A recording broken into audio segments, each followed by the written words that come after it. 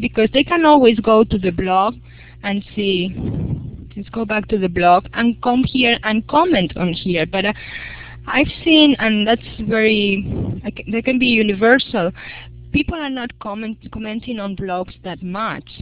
Yeah, I know it's a lot of work, and like the blog we have for this workshop, people are still very cautious about saying things on blogs. I mean, there are some blogs, of course, that because of the topic in politics, people are always talking and commenting. But yeah, that's right, Carl. I know many comments on our blog. I think it will change. I mean, people are more.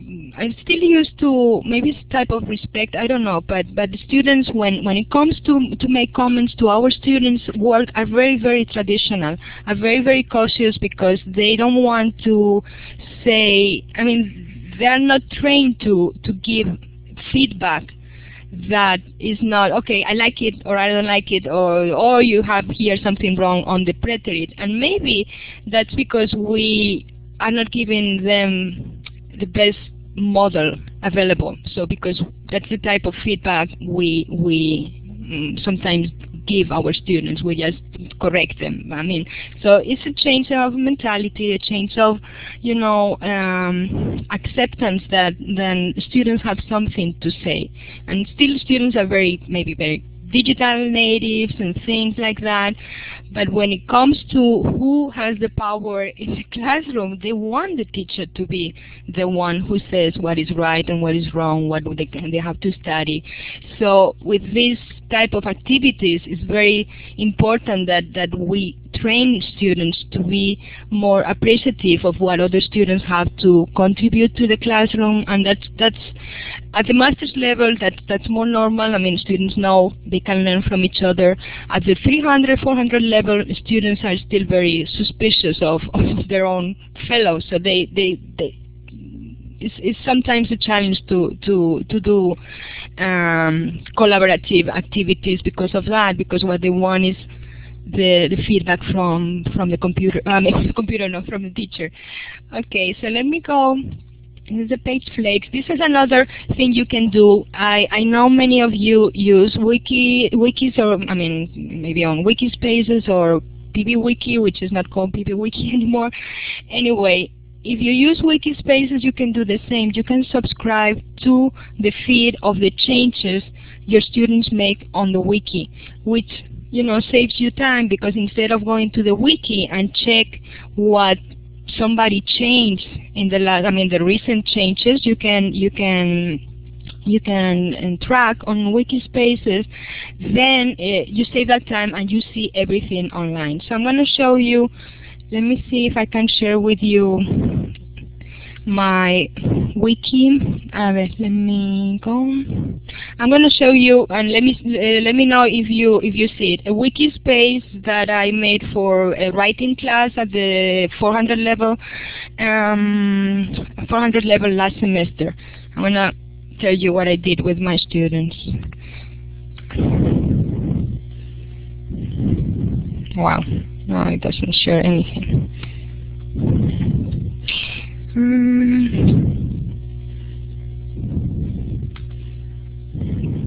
Doesn't let me share. I mean, we were yeah, now. Okay, we're gonna go.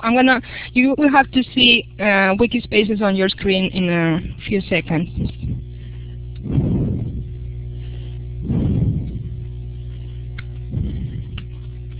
Can you see it? Okay, that's great.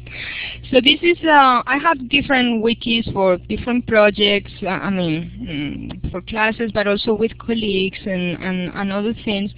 This one you see, like all my students had a space where they had to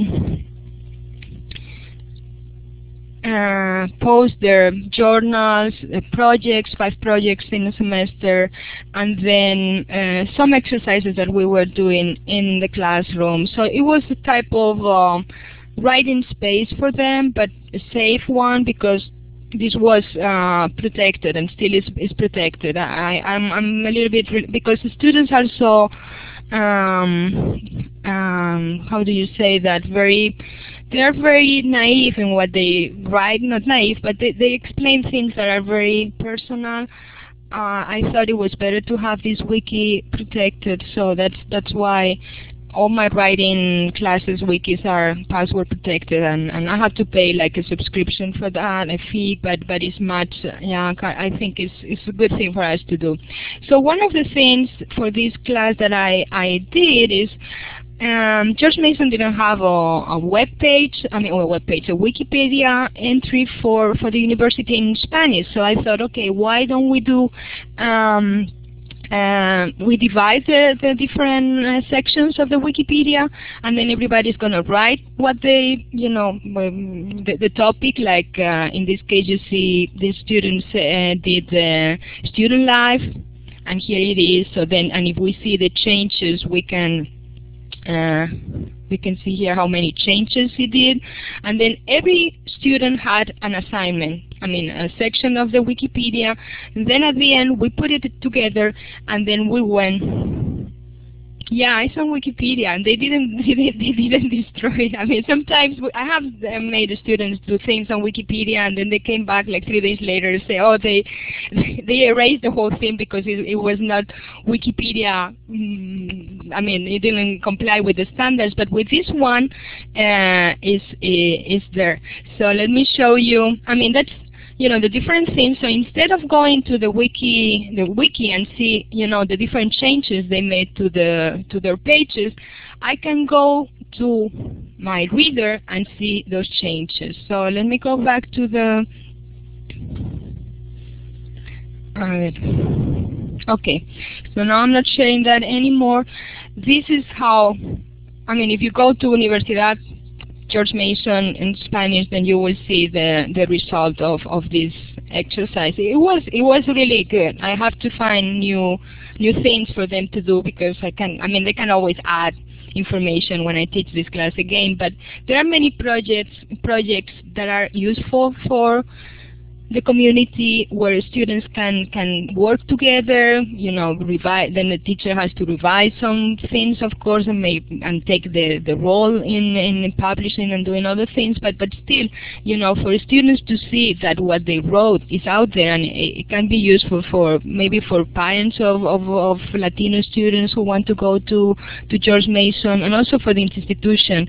It was a very nice thing to do. So why? And I see we are running a little bit late with the time, so I don't want to take much of your break time. But I would like to, there are many reasons why these type of activities are useful, and because you have seen that before, with the social web, our students produce information, they can collaborate with each other, they can communicate with each other, and they can learn on a scaffolding way. It's really, I don't think anybody can say, okay, why are you using the social web to teach languages, because the reasons are out there. The other thing is how to do that, how to keep track, of the changes the students make, of the progress, how to provide them with a safe environment.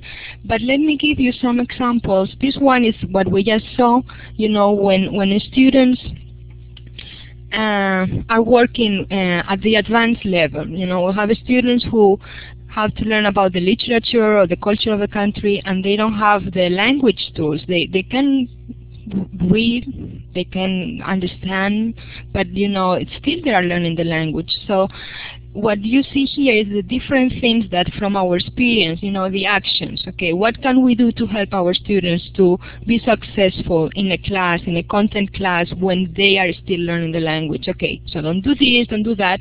And then what type of project you can use to empower, to make that possible. So this is the project I just talked about culture. So everybody is focused on one specific region. They put all the information online.